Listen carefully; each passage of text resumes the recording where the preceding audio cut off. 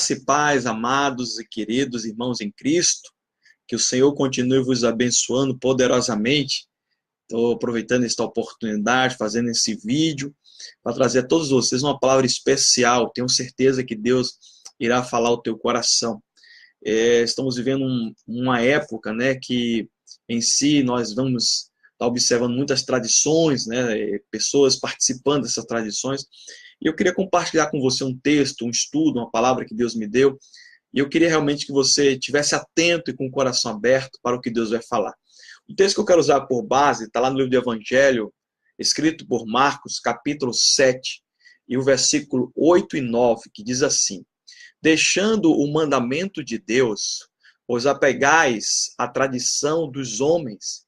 E Jesus acrescentou: na realidade, invalidais o mandamento de Deus para estabelecer a vossa tradição, né? Tradição é uma palavra que, no origem latim, né, tradition, significa o tradition, que significa entregar ou passar adiante. A tradição é nada mais é do que uma transmissão de costumes, né, que se passa de geração após geração.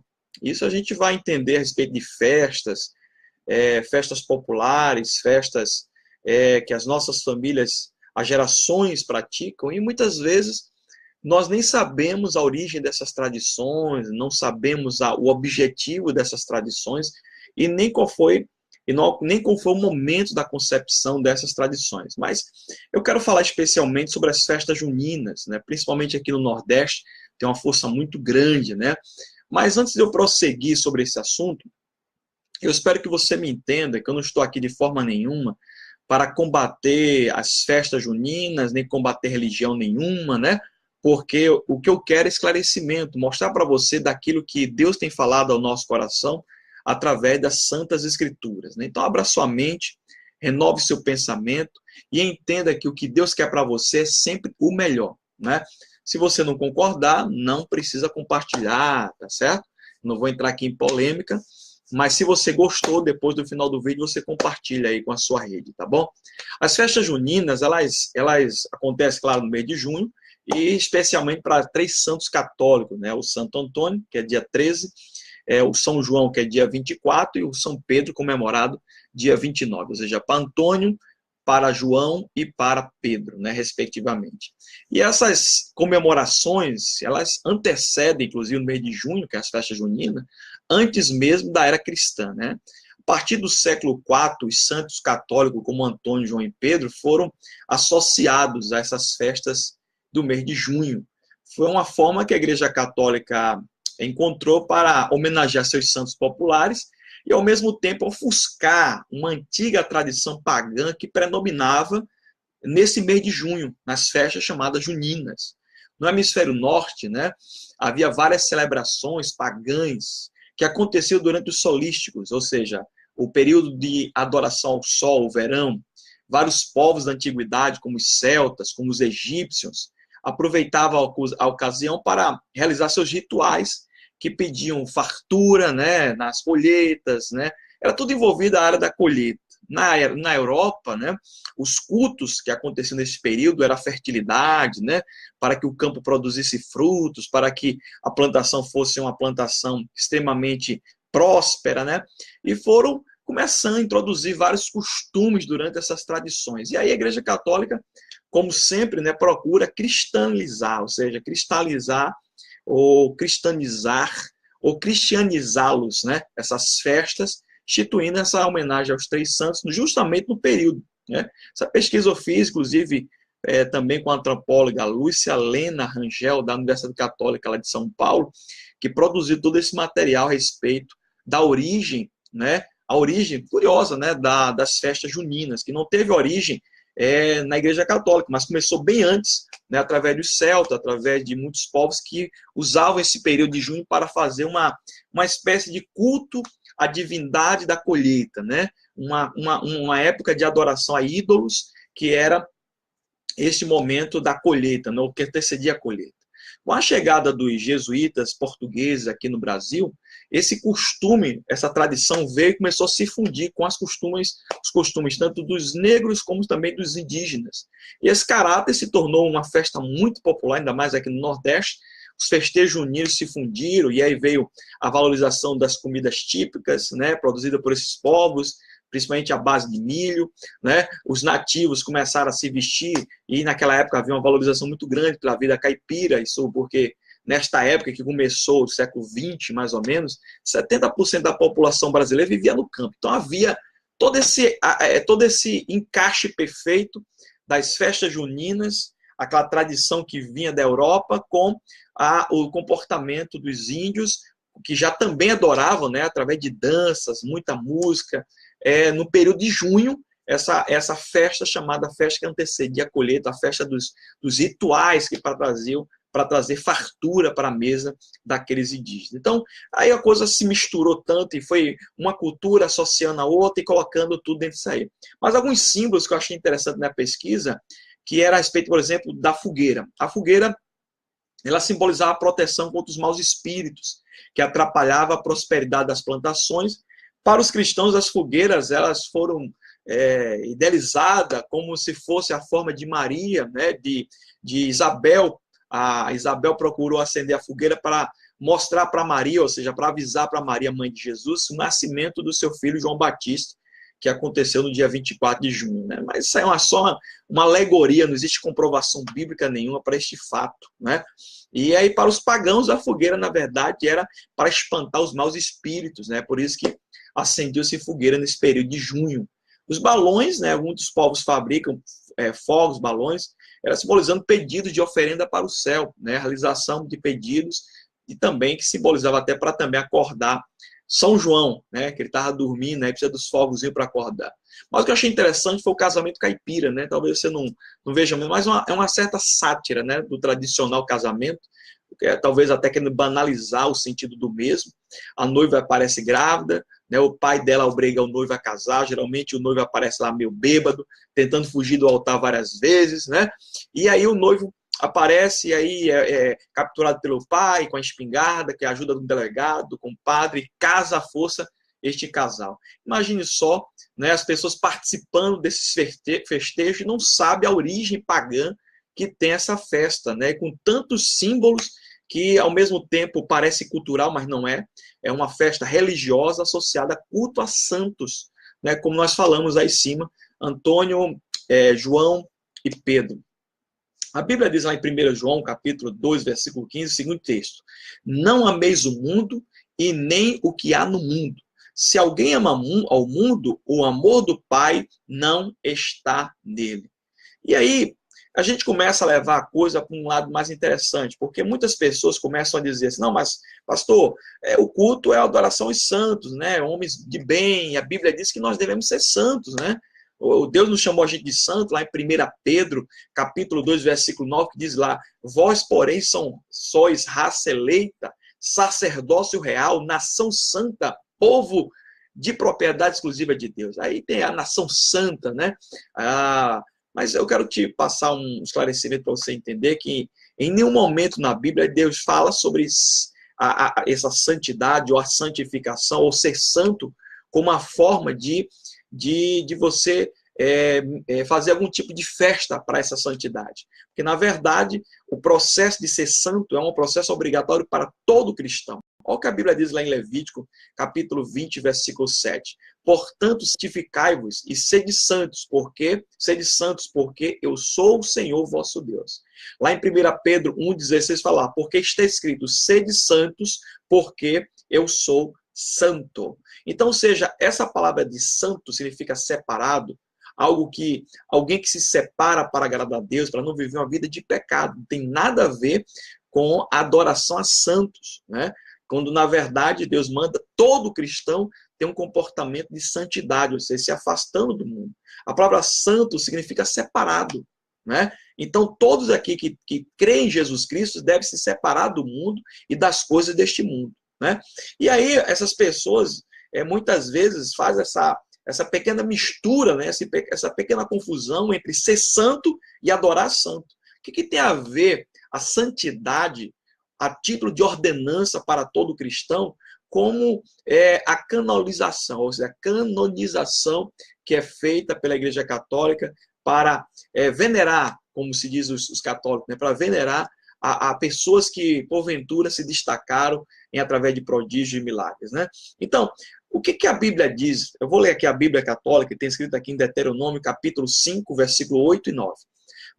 Não farás para ti imagem de escultura, representando o que quer que seja, do que está em cima no céu, ou embaixo na terra, ou nas águas debaixo da terra. Não te prostrarás diante delas, para render-lhes culto, porque eu, Senhor, teu Deus, sou um Deus zeloso, que castiga a iniquidade dos pais nos filhos, até a terceira e a quarta geração daqueles que me odeiam. Aqui é a versão católica. A Bíblia diz, não farás para ti imagem de escultura representando o que quer que seja no céu, embaixo na terra, ou na água, ou debaixo da terra. Em qualquer local, Deus está dizendo, está muito claro aqui o texto, quando a Bíblia fala que não devemos fazer imagem de escultura representando nada.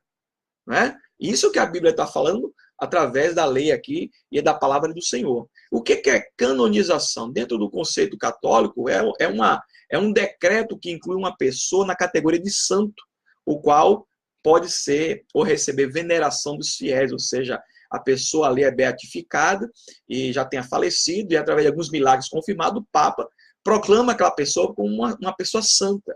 E de acordo com a teologia romanista, né, ou da Igreja Romana, os indivíduos canonizados acumulam um tesouro em mérito, mediante uma vida inculpável. É uma prática das boas obras. E essas pessoas são colocadas à disposição, de menor envergadura, claro, para você fazer oração para elas, né? E até servir ela de mediador da tua oração para Deus. Veja o que a Bíblia diz sobre isso em 1 Timóteo 2,5. Porquanto há um só Deus e um só mediador entre Deus e os homens, Jesus Cristo, homem. A Bíblia não fala que outro vai interferir na mediação de pedido, de oração entre você e Deus. A Bíblia está dizendo que é apenas um só mediador. Está na Bíblia. Lá em Romanos, capítulo 8, versículo 34, tem uma parte assim, o qual, falando de Jesus Cristo, está à direita de Deus e também intercede por nós. Em nenhum momento você vê na Bíblia nenhuma citação para nenhuma outra pessoa ser mediadora. Né? Eu não estou falando, desconsiderando as pessoas das quais Pedro, Paulo, João, né, e tantos homens de Deus, que Deus não tem usado eles para fazer grandes milagres. Mas você pode perceber que nenhum apóstolo usado por Deus recebeu a glória ou honra por causa daquele pedido atendido. Quando, na verdade, eles, na mesma ocasião, eles transferiam aquela honra e a glória para Deus, porque foi Deus que fez o milagre. Nós somos apenas vasos na mão do oleiro. A idolatria é um culto a falsos deuses, ou adoração a ídolos. Essa adoração pode se refletir em imagens até cristãs, que muitas pessoas colocam até no lugar do próprio Jesus Cristo. Porque se a Bíblia diz que só existe um mediador entre os homens e Deus, não existe outro. Está aqui em 1 Timóteo 2,5. Eu estou pegando aqui na versão católica. Né? Então, Deus abomina esse tipo de idolatria. Né? Quando a gente coloca culto aos santos, quando a gente bota festa para um santo, quando, na verdade, quando o próprio Jesus falou que todos os dias pertence ao Senhor. É do Senhor que é todos os dias. Amém? A Bíblia diz também que nós não devemos fazer ídolos, seja de pedaço de madeira, de pedra, esculpido por mão de uma, que nenhum tem poder em si. Está lá no Salmo 115, versículo 4 a 7, 1 Coríntios 8, versículo 4. Então, Deus não divide a glória dele com homem algum. E, olha, não só a questão da idolatria, mas a Bíblia diz em 1 Coríntios, capítulo 10, versículo 20, que aqueles que oferecem alimento a ídolos estão unidos no sacrifício a demônios, e não a Deus. Não quero que sejais participante com esses demônios. Paulo escreveu ali em 1 Coríntios, capítulo 10, e o versículo 20. Já no versículo 28, Paulo diz assim, olha, mas se alguém disser, esta comida foi oferecida a ídolos, não comais, por causa daquele que vos advertiu e por causa da consciência. Nas festas juninas, queridos, nós temos muitas comidas típicas. Os festejos juninos, né, que são levados para comemorar essas três imagens de escultura, Antônio, João e Pedro. E, na verdade, isso é uma prática maligna, não está na Bíblia, não existe texto bíblico que fala sobre isso. Né? Vejamos que na Bíblia nenhum apóstolo aceitou honra ao culto. E os vivos sempre renunciaram e que as pessoas até se curvassem diante deles. E quando eram mortos, por exemplo, no caso de Estevão, a Bíblia não faz nenhuma menção que a igreja começou a fazer algum tipo de veneração a Estevão. Não existe nenhum fato concreto, nenhum registro bíblico que mostra na Bíblia se pedir a uma outra pessoa para fazer milagre, a não ser o nome do Senhor Jesus. Bispo, o senhor não gosta, então, de Pedro? O senhor não gosta de João? O senhor não gosta de Maria? Pelo amor de Deus, querido, não vamos confundir as coisas. Foram santos homens de Deus, mulheres de Deus. A própria Maria, uma mulher abençoada, bem-aventurada. Uma mulher que foi através dela que ela concebeu a vinda do nosso Senhor e Salvador Jesus Cristo. Como alguém pode odiar Maria? Maria é uma bênção de Deus. Maria foi uma bênção para todos nós. Deus usou ela poderosamente para poder, através dela, vir o nosso Senhor e Salvador Jesus Cristo. Mas ela mesma reconheceu que Jesus Cristo é o Salvador dela. Olha o que a Bíblia diz, o apóstolo Pedro, na lucidez do Espírito de Deus, lá em Atos capítulo 4, versículo 12. E nenhum outro há salvação, porque debaixo do céu nenhum outro nome foi dado entre os homens, pelo qual devamos ser salvos. Olha o que a Bíblia diz, Pedro falando que não existe outro nome, a não ser o nome do Senhor Jesus Cristo, que verdadeiramente tem poder de salvação. Assim, podemos concluir que as tradições das festas juninas são, na verdade, uma maldição agregada a uma prática de idolatria, ao paganismo. E um verdadeiro cristão não deveria participar destas festas, tem que se abster dessas práticas, porque além de ser práticas corrompidas pelas maldições do passado, né, e até os símbolos que são usados, fogueira, não tem canto nem na Bíblia, meu querido, que acender uma fogueira para falar do nascimento, nem da morte de João Batista, não tem nada disso. Né? Isso aí foi associando através de pessoas que queriam tirar a imagem da idolatria e colocar os santos católicos, quando na verdade nós não devemos estar fazendo festa para ninguém, a não ser a festa por nosso Senhor e Salvador Jesus Cristo. Ele se merece a honra, a glória, ele é o dono de todos os dias.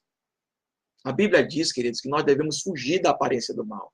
Então eu tenho uma recomendação para você que é cristão verdadeiro, que entendeu essa mensagem. Não deixar seus filhos participarem, nem comprar enfeite, nem roupa, nem fazer comida típica, né? Eu sou nordestino, eu amo comida de milho, mas neste período eu não compro milho, eu não compro para fazer canjica, nem pamonha, nem nenhum tipo de comida que possa me associar às coisas deste mundo. Por quê? Porque uma pessoa vendo, né, ou praticando, vai achar que eu estou participando desta festa, que é uma festa dedicada à idolatria. E não é uma coisa bem-vinda para você que é cristão. Então, tenha cuidado com o seu filho, tenha cuidado com as tradições que o mundo vem disfarçadas de cultura, que quando não é cultura. Na verdade, existe uma diferença muito grande entre o cristão e o mundo. Nós somos chamados para ser luz, para ser sal, para fazer a diferença. Não deixa seu filho ficar colocando roupinha, né, de comemoração junino. Não deixa colocar comida na tua casa. Não aceita comida porque tudo isso é consagrado a demônios. Essas mesas foram participantes para essas entidades que existem por trás de cada um desses santos. Acredite ou não, Deus sempre deseja o melhor para todos vocês. Olha o que a Bíblia diz em Romanos, capítulo 12 e o versículo 2. Não se amoldem ao padrão deste mundo, mas transformai-vos pela renovação da vossa mente, para que sejais capazes de experimentar e comprovar a boa, agradável e perfeita vontade de Deus. Acredite ou não, Deus quer o melhor para você. Renuncie às tradições pagãs e agarre com o verdadeiro santo, que é Jesus Cristo. Adore Ele, preste culto somente a Ele, porque a fé cristã não precisa de imagem. Porque bem-aventurados são os que não viram e creram. Que Deus te abençoe, que Deus faça você refletir sobre tudo que nós falamos, né? Posso depois mandar outros estudos para vocês de outros temas, mas você que é cristão, que viu e ouviu esta mensagem, veja aqui o que Deus está falando para você. Não existe essa tradição Isso aí é uma tradição maligna, encrustada com idolatria, e na hora que você participa, seja através de uma comida, de uma festa, de um balãozinho, de uma bandeirinha, você está associando ao mundo. Fuja da aparência do mal. Você não faz parte dessa tradição. A sua tradição é a tradição de ser filho de Deus e obedecer a Cristo. Um grande abraço, que Deus te abençoe. Fica com Deus, em nome do Senhor Jesus.